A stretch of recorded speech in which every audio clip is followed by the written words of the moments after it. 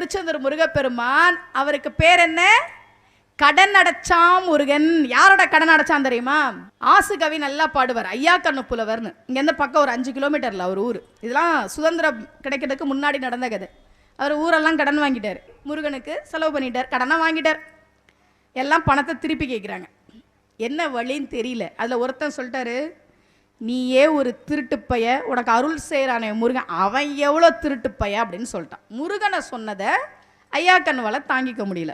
முருகா என்ன வேணா சொல்லலாம், ஒன்று எப்படி அவன் திருடன்னு சொல்லலாம், நீ இதுக்கு ஏதாவது ஒரு வழிகாட்டு. அப்போதான் அவருடைய கனவில் தோன்றி, அப்போ திருச்செந்தூரின் அறங்காவலர் குழு தலைவராக இருந்தவர் பேர் செந்தில் காத்த மூப்பனார்னு பேர். அப்போது பல வருடங்களுக்கு முன்னாடி அவர் கனவுலையும் போய் சொல்லி, எப்பா இங்கே இருக்கு பணம் எடுத்துக்கோ என்று சொல்லி அவருடைய கடனை இந்த முருகன் அடைச்சதுனால இவருக்கு என்ன பேரு? கடன் அடைச்சான் முருகன்.